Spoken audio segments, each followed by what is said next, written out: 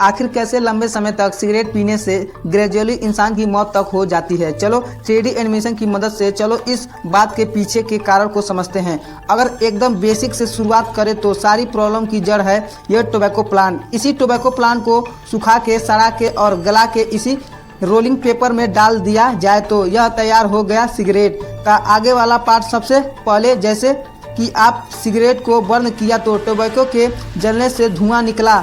इस cigarette smoke को आपने इनहेल तो कर लिया, लेकिन प्रॉब्लम यह है कि 4000 से भी ज़्यादा हार्मफुल गैसेज और केमिकल्स इस स्मोक के अंदर कंटेंट हैं। बैड न्यूज़ यह है कि सिगरेट का यह ब्राउन कलर का यह पीछे वाला पार्ट, जिसे सिगरेट बाट या सिगरेट फिल्टर बोला जाता है, यह बस नाम का ही फिल्टर है। मेनली इसका काम है टोबैको के उस पार्ट को रोकना जो पूरी तरह से ना जल पाया हो, जिसे दूसरे शब्दों में टार भी बोल दिया जाता है। लेकिन इस फिल्टर के होने के बावजूद भी कुछ टार आपकी बॉडी में इंटर कर ही जाता है। फाइनली सिगरेट स्मोक इनहेल करने की वजह से 4000 से ज़्यादा हार्मफुल गैसेज और केमिकल आपके विंड पाइप में एंटर कर चुके हैं।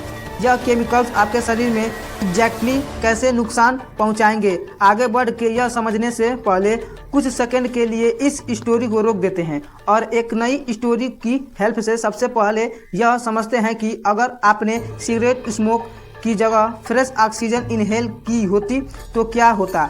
आपने ऑक्सीजन इनहेल की, वह आपके विंड पाइप में पहुंची गई। यह दोनों हमारी लंग्स है और लंग्स तक पहुंचते पहुंचते आगे बढ़ के यह विंड पाइप इन 2 ब्रांचेस में डिवाइडेड हैं, जिन्हें ब्रोंकाई बोला जाता है। और ये ब्रोंकाई इन बहुत सारी ब्रांचेस में डिवाइडेड है, जिन्हें ब्रोंकियोलेस बोला जाता है।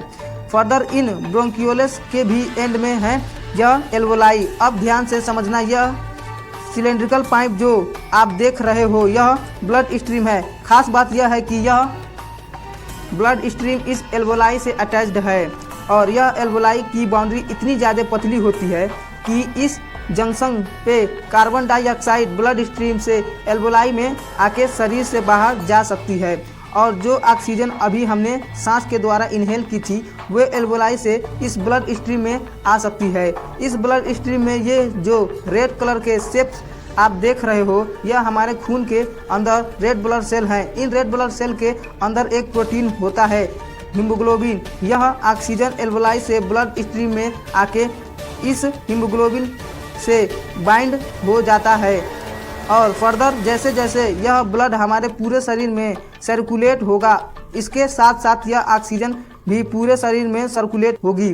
फॉर एग्जांपल लंग्स से ऑक्सीजन निकली और पैरों में चली गई, हाथों में चली गई, ब्रेन में चली गई, एक्सेट्रा एक्सेट्रा। अब हम वापस अपनी सिगरेट वाली स्टोरी पर आ जाते हैं।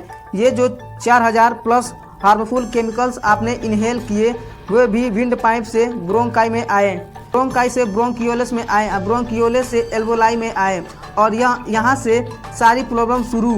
इन 4000 प्लस हार्मफुल केमिकल और गैसेस से मोस्ट डेंजरस है यह कार्बन मोनोऑक्साइड और निकोटीन। यूजुअली यह ऑक्सीजन जाके हीमोग्लोबिन से बाइंड हो जाती है और ब्लड स्ट्रीम के साथ पूरे शरीर में चली जाती है, लेकिन यह कार्बन मोनोऑक्साइड बहुत हरामी गैस है। यह ऑक्सीजन को लात मार के बाहर कर देगी और खुद जाके हीमोग्लोबिन से बाइंड हो जाएगी। सिमिलरली यह निकोटीन भी इस ब्लड स्ट्रीम में आ जाएगा और इस बार आपके लंग्स में, आपके हाथ में, आपके पैरों में, आपके ब्रेन में ऑक्सीजन नहीं बल्कि कार्बन मोनोऑक्साइड और निकोटीन ट्रेवल करेंगे।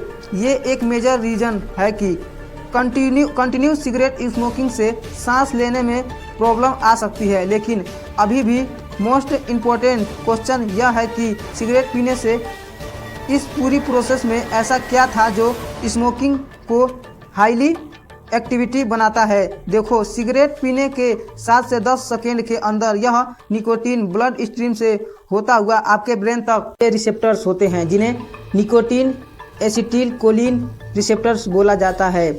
आगे बढ़ने से पहले ये समझो कि ये निकोटीन, हीरोइन और कोकीन मोस्ट एडिक्टिव केमिकल्स हैं, यानी कि एक्सट्रीमल डेंजरस। जैसे ही यह निकोटीन इस रिसेप्टर से कनेक्ट होगा तो यह रिसेप्टर एक्टिवेट हो जाएगा।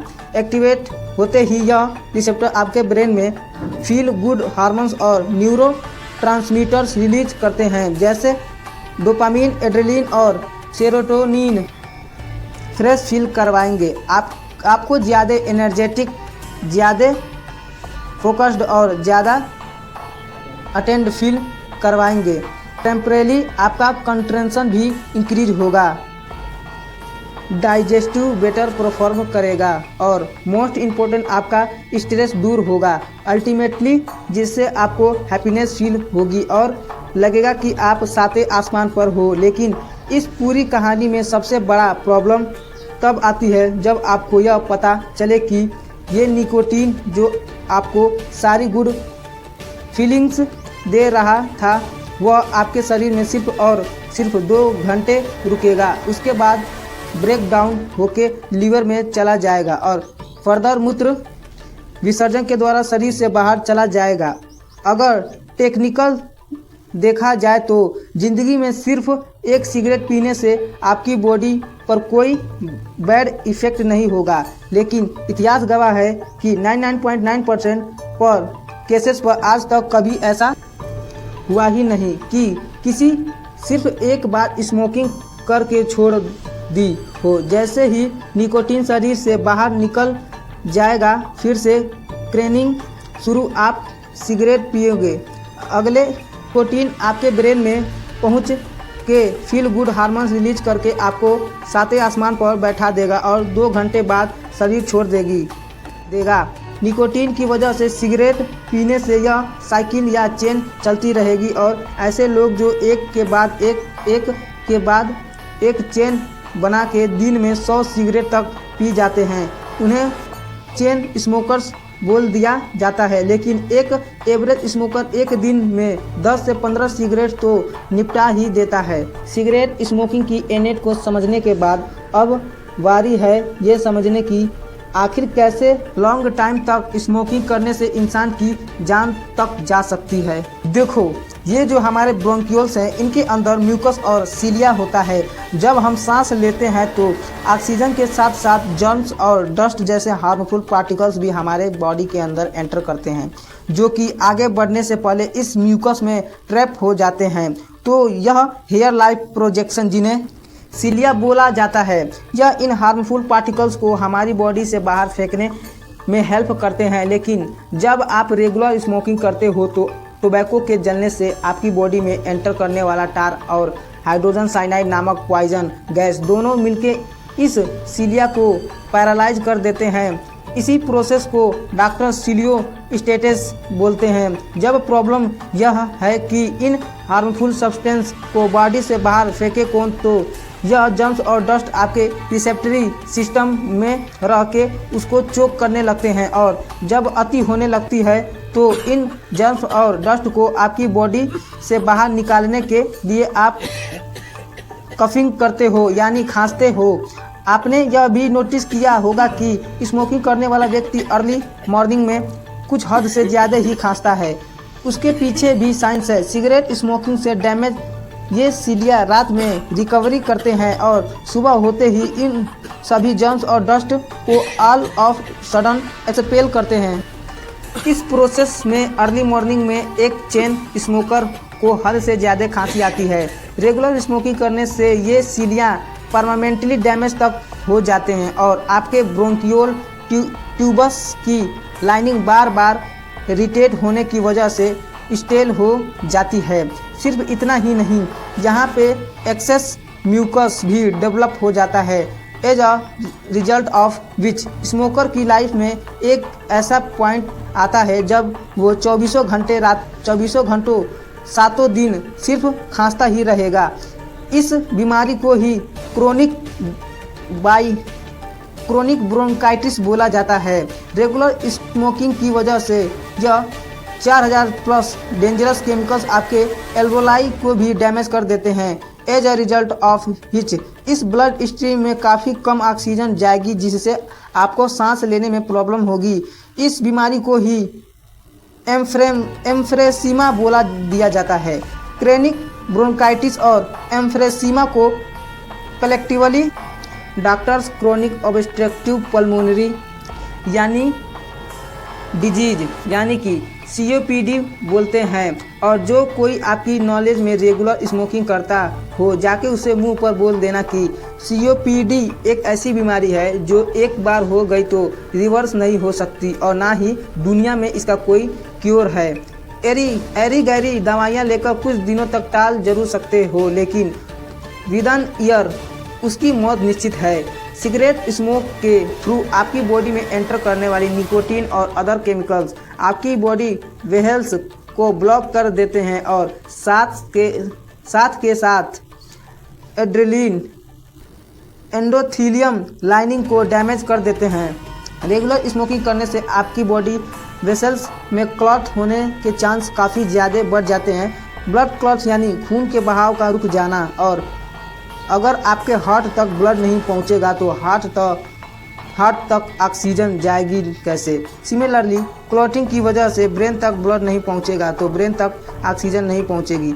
ऐसे केस में भी इंसान की मौत निश्चित है, क्योंकि हार्ट तक ब्लड ना पहुंच पाना इसे ही तो हार्ट अटैक बोला जाता है, और ब्रेन तक ब्लड ना पहुंच पाना इसे ही तो स्ट्रोक बोला जाता है। रेगुलर स्मोकिंग करने से जो हार्मफुल केमिकल्स आपकी बॉडी में एंटर करते हैं वे आपके इस DNA में डेंजरस म्यूटेशन कर सकते हैं, as a result of which एक चेन स्मोकर में लंग्स कैंसर के चांसेस हद से ज़्यादा बढ़ जाते हैं।